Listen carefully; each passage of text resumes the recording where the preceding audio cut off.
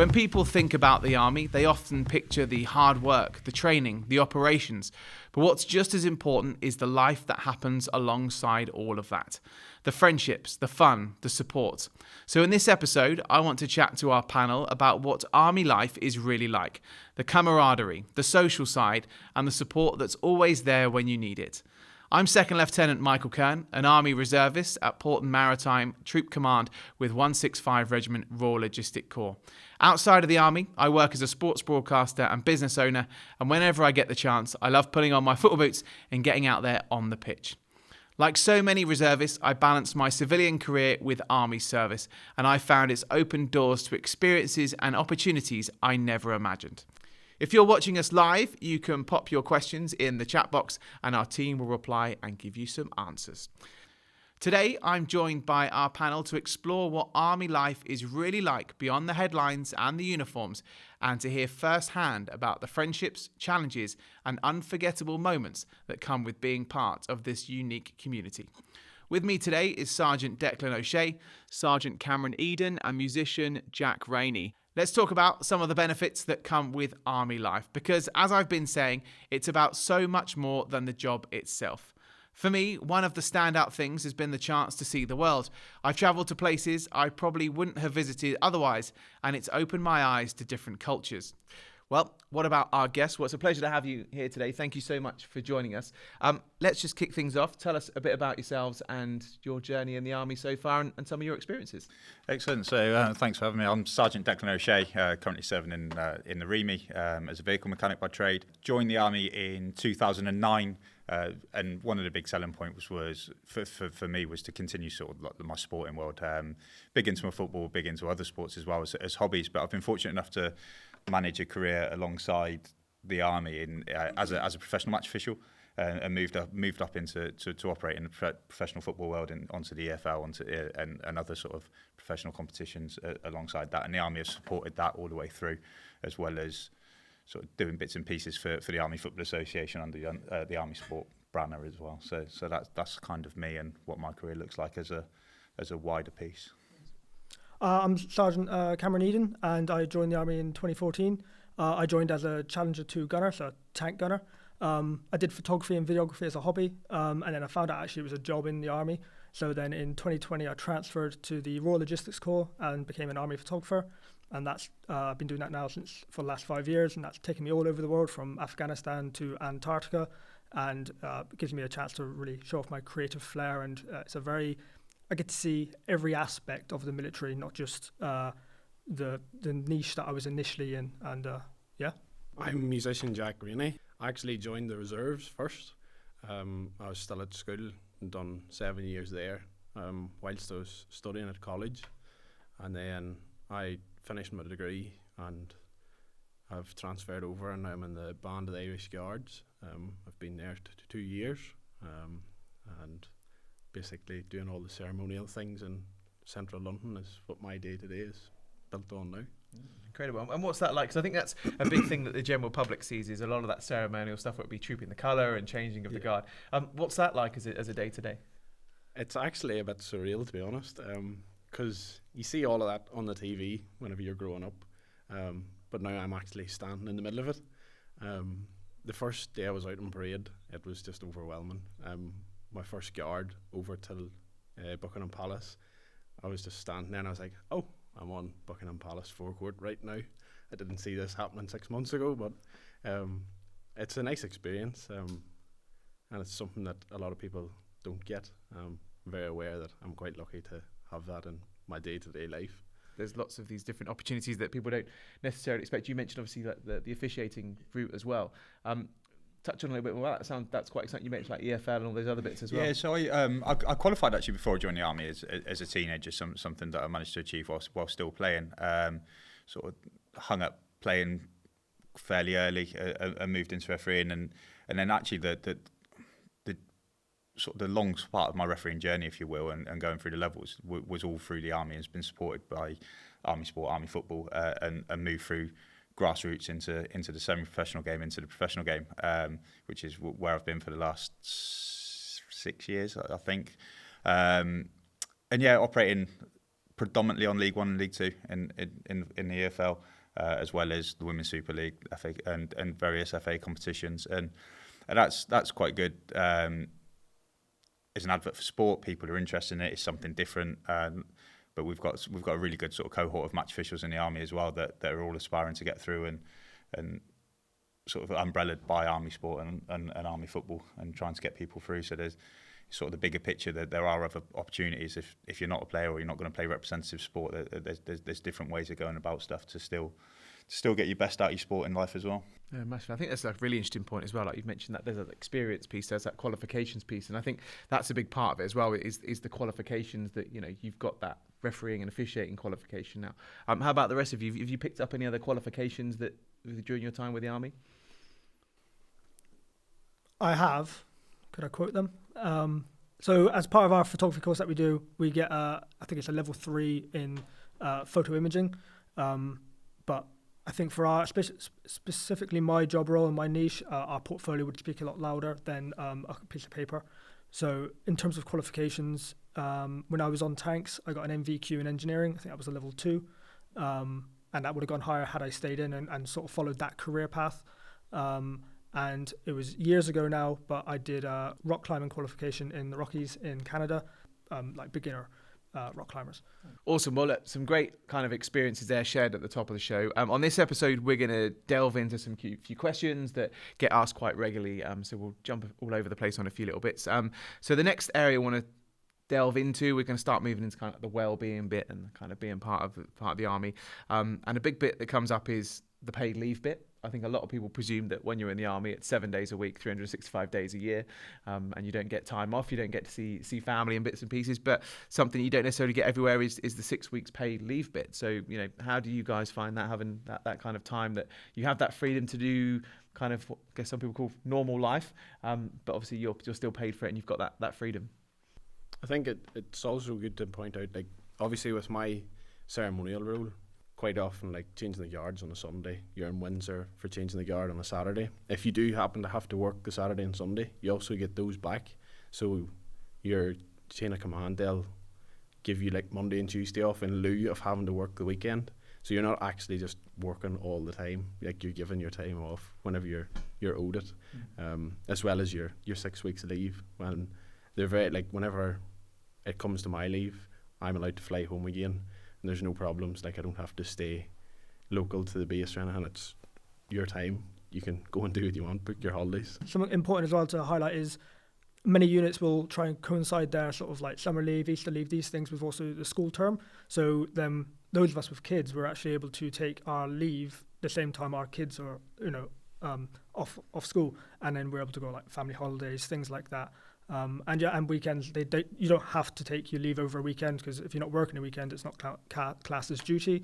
So weekends, providing you're not on duty, are a given. So yeah, the leave package is very generous. Absolutely, I think the guys have sort of summed it up fairly well, to be honest. And as Jack alludes to, there seems to be a misconception that everyone's sort of gate bound and you can go home and you can have 10 minutes a day or whatever that is. I mean, I don't live on camp. I commute sort of 45, 50 minutes to work a day. And that's, again, as long as you're in work at the right time, like any other organisation, with the right equipment in the right state, then there's very little to be said or done about it. Same with leave. I mean, you might have to forward plan your life a little bit just by the nature of the beast in terms of holidays and deconflict on what that looks like from an exercise point of view or an operational point of view. But generally, I've just over 16 years and I've never had to sort of subtract any leave or cancel holidays. Massively. Let's continue on kind of the lifestyle piece. We've obviously mentioned a little about sport already, so let's delve into that one a bit more. How about the rest of yourselves, experiences with sport? Do you participate in any Army sport? I done clay pigeon shooting at home whenever I was growing up, and I've found now that the Army actually has a clay pigeon club, so I've started going to that now.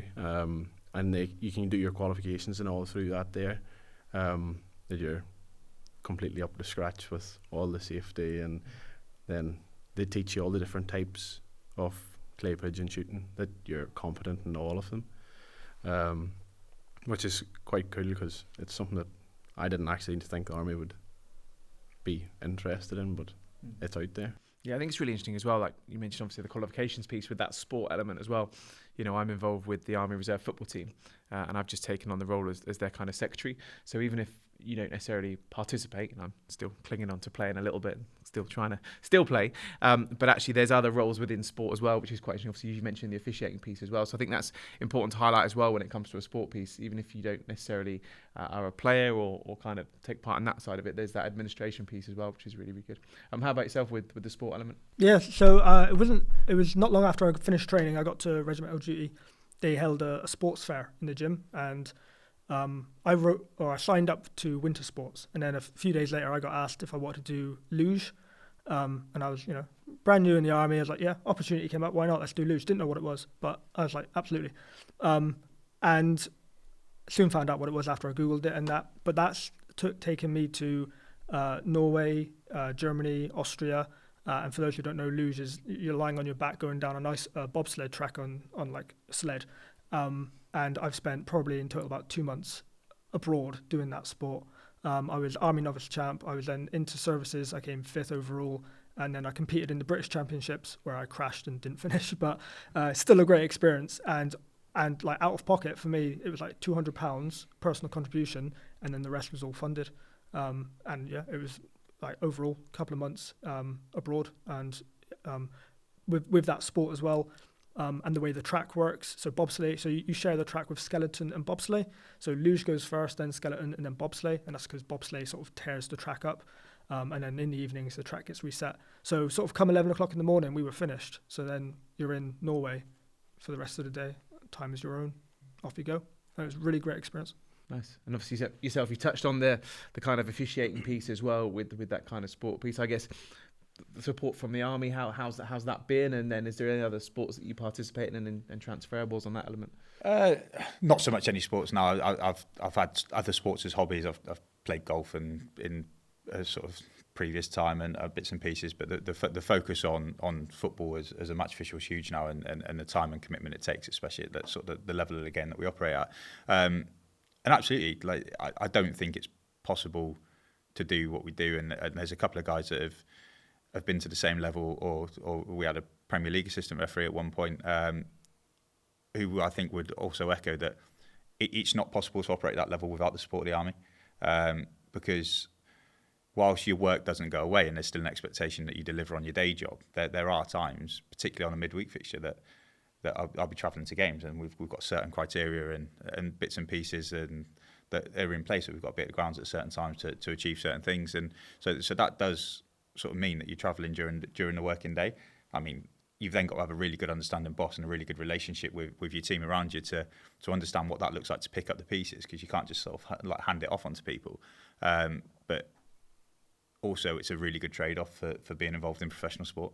So yeah, there is times where I do work in the evenings, or I'll work a bit earlier in the mornings, or I'll work from a hotel or a little bit at the weekend. I mean, we're not talking losing my whole weekend to pick up the pieces, but it's just to stay on top of some of my own responsibilities to afford the opportunity. And I think that's the biggest thing in anything sport related, or that you're going to do outside of your day stuff, is that there always will be a bit of give and take. And I think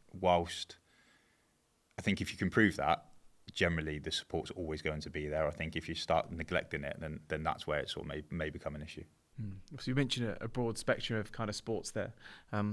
Luge, obviously, tin tray and ice tracks, maybe not so for everyone. But you've also got adventurous training and those opportunities as well. Have any of you kind of made the most of some of those trips? I know I've seen with our reserve unit, you see trawls going out for, does anyone want to go and do a skydiving course and all these kind of sports and adventurous activities you wouldn't necessarily associate as your day-to-day of your kind of footballs and all those kind of things. Have any of you made the advantage of any of those? I've went skiing twice, done 2 ski qualifications when I was there, those 2 separate weeks. And then I'm actually going now in September. I'm going for 2 weeks scuba diving, which I've never done before. So that's something I definitely would never have done, only that the opportunity come through the army to go scuba diving in Cyprus for 2 weeks. Incredible. It was back in, it was a while ago, but I did rock climbing in the Rockies in Canada. And I was out in Canada for 8 months, quite a long time. But during that period, you would have time off and opportunities to go and do AT. So I took for a week and then went rock climbing in the Rockies, got a qualification out of it. And yeah, that was amazing. Again, all paid for, all funded. It was a lot of fun. So another question we kind of get asked is kind of about living costs and bits and pieces. We obviously mentioned during that paid leave, the flexibility with the family and school holidays and bits and pieces. I'm not sure if any of you guys live on camp or you've got army accommodation, but let's just delve into that a little bit because, you know, there is, especially that military accommodation piece, it makes life affordable and there are those extra benefits with it. Yeah, so I've got a family. I've got 2 young kids and a wife. And we live in service provided accommodation, so SFA, so that's service families accommodation. And that is, currently I live in a 3-bedroom house with a garage, front, back garden, driveway, in probably one of the more expensive places in the UK to live.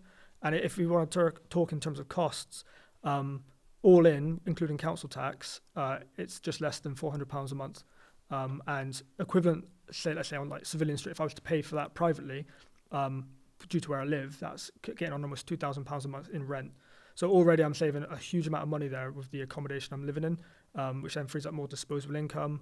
Me and my wife actually were talking about this the other day.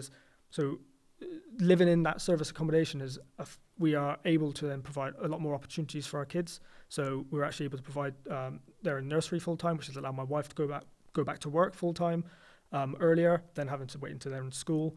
It also provides more opportunity for us to, you know, days out, things like that with the kids. So kind of benefiting from that subsidised accommodation has opened up a lot of opportunities for us that wouldn't be available if we were privately renting or even had a mortgage, something like that. Jack, obviously you mentioned ceremonial duties. You're slap bang in central London. Talk to us about the accommodation and bits and pieces that you're in at the moment. Yeah, so my accommodation is what they call a single living accommodation, and it's basically an ensuite room. I actually commute from Woolwich into central London, so I pay £40 a month for my room in Woolwich, and then I'm given a travel card to get me in and out of work every day, and I guess like £3,000 a year, but I just make like a £30 contribution a month, so I'm basically travelling around London for free, basically. Which is a great bonus because you can use that all the time. That's really it. Nice. And how about yourself? Yeah, so I started living in single living accommodation again when I first joined the army, and quickly sort of moved out into private property, and I've been there ever since. And obviously I take the opportunity to commute into work day to day. So.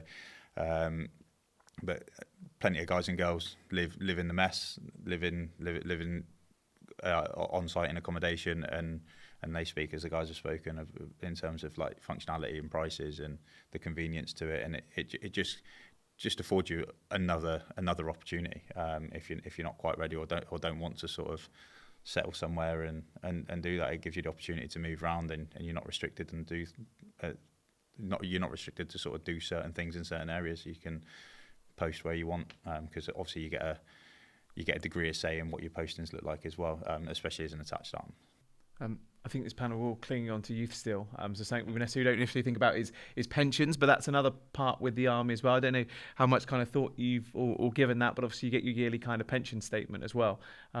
So there's that kind of future planning as well built in.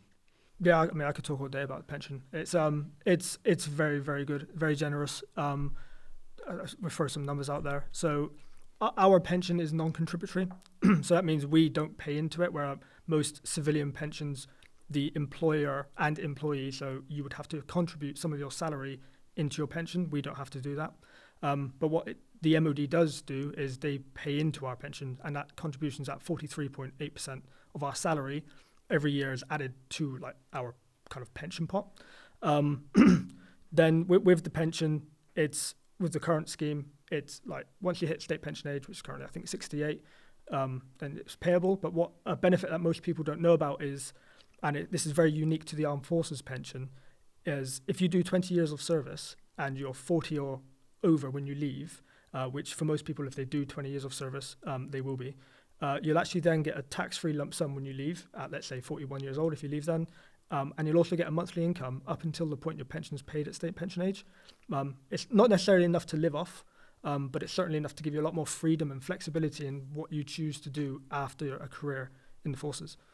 Let's move on to the camaraderie piece. My personal experience and kind of my training, I've, got a group of friends now. We kind of speak on a WhatsApp chat every single day, and kind of, keep in contact now. Let's talk about that camaraderie and friendship piece.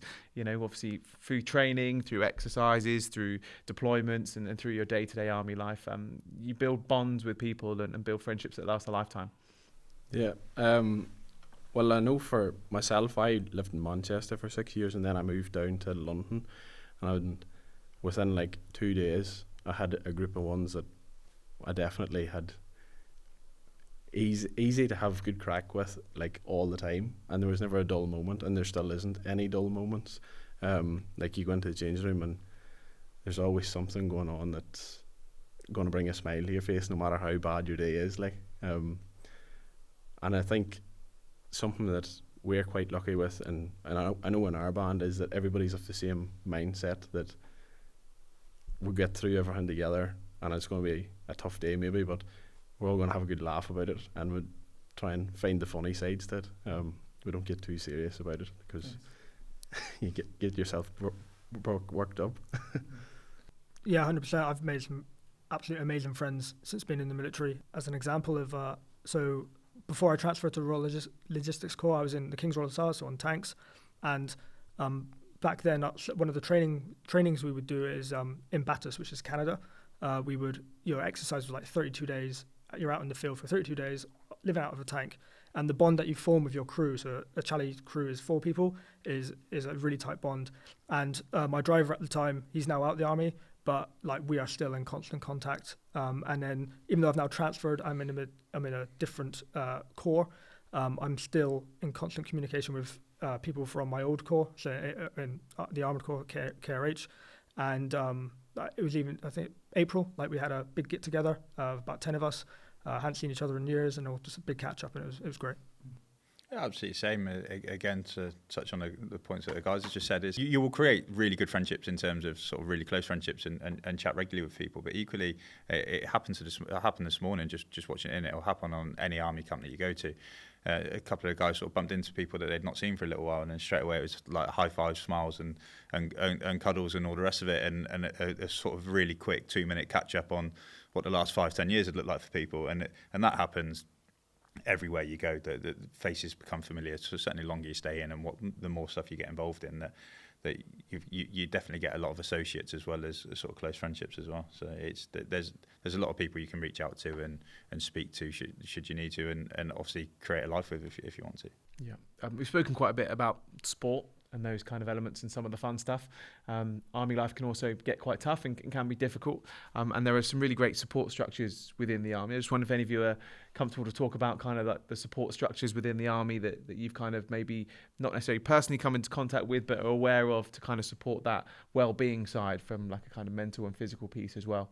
If any of you've got any interaction with any of those kind of elements. So I was quite naive to it for a long time, to be honest, and bits and pieces. But I had the opportunity a couple of jobs ago as a junior NCO to work in the welfare department for a period of time. And whilst I wasn't qualified to sort of directly engage with individuals when they came through the door, and that, just to see it from that point of view, and things that sort of the welfare and the other sort of mechanisms there are in place to help people cope and get over stuff, and that could be something really, really serious. It could be something not so serious, which is sort of really bothering someone to blow out of proportion. And actually, it sort of really changed my mindset on it. Not that I was ever sort of negative towards it, or that I just didn't know a lot about it, to be honest. I'm fairly fortunate that I've never been in a position that I've needed to go sort of looking for support and help. But it's absolutely out there in abundance, and it's not that difficult to find, publicly or privately. Nice, incredible. I'd like to kind of ask how you all manage the balance of everything. Everyone's got different mechanisms of doing bits and pieces, but obviously, yourself, you go from high pressure situations of standing on that Buckingham Palace forecourt, the public image of the British Army. I'm sure you've all had experiences on kind of deployments as well. You mentioned obviously with the photography, you've seen bits of the world. How do you manage that day-to-day piece of being in the Army and then everyday life as well? Because the Army is a different career. It's slightly different than someone in kind of the world that goes and does a 9 to 5 and works in an office or does a different job on a building site or bits and pieces. So how do you kind of manage that work-life balance, especially with family as well? I have to think about that one. That's cool. Mine's predominantly through physical activity. I've got a group of mates at the gym, civilian mates that I go to, and we've all signed up for a half marathon in a couple of months rather. Sorry, so we would sort of go out running with them, created our own little run club, if you will. I was starting to dabble in triathlon just because it's something that I've been interested in and want to do that. And amongst that, I've got a 10-year-old daughter that obviously we spend time with and do bits and pieces with and go away. And it's managing your time as best as you can. It's like anything. It's the easy option is to go home, sit on the sofa and watch the telly and not rise again. But I think it's keeping your interests high and creating your own opportunities to do things and creating your own life experiences as well. And predominantly for me, that's through sort of physical sport. I think for me, one of the big things that I have, thankfully, around me is because there's a group of us doing those high-pressured things all the time. We're all in the same boat. So at some point during our careers, there's people that have been in maybe 20 years. They can pass on the advice to somebody who's only in the door a month and say, look, it's going to be difficult today. And you're kind of pre-warned, and then they can talk you through it almost before it happens. And then whenever you've finished, they're there making sure that you're okay and just looking over with their experience, which I find was very helpful. So I think the way I kind of manage it is essentially as in the team that I work with, and that's both in work, so the team at work, but then me and my wife as a team at home. So we're able to bounce off each other at work and delegate tasks or help each other out. If we know someone's it's going to be a really busy week, then we'll all knuckle down and get it done. I also and then at home, if I know I'm going to have a bit of a longer week next week or whatever, I'll let my wife know, and then we're able to then better plan our lives. So if I am working a little bit late, then she knows she has to maybe finish work a little bit early, do the kids and all that. So I think communication is pretty key in how I deal with sort of the day-to-day and any of that kind of the work-life balance, both with my team at work and then sort of the team cohesion at home. Well, look, thank you so much for sharing some of that insight. That's really kind of really informative. So thank you for that. And I think it goes to show that army life really isn't just about the job. It's about the experiences that help you grow as a person, the confidence you build, and the fun you have along the way. Thank you so much. Incredible contributions on the show. So thank you very much for your time and being part of it today. So there you have it. Some myths busted about army life. And I hope if you're viewing this and wondering what army life is really like, you're starting to see the bigger picture. It is about people, opportunity, and growth. And that brings us to the end of this series of Behind the Camo, where we've taken you on a journey to see what army life is really like from those who really have gained in their chosen career. Across these episodes, we've lifted the lid on life in the army, the friendships that form, the incredible opportunities for sport, adventure, and personal growth, and the support networks that help us all to thrive. Behind the Camo is all about showing the human side of the army, the side you don't always see unless you are a soldier. I hope that through these stories and conversations, you've come away with a deeper understanding of the purpose, pride, and community that define army life. If what you've heard has inspired you, why not take the next step? Explore the opportunities, find out more, and see where an army career could take you. Because behind the camo, there's a place for everyone.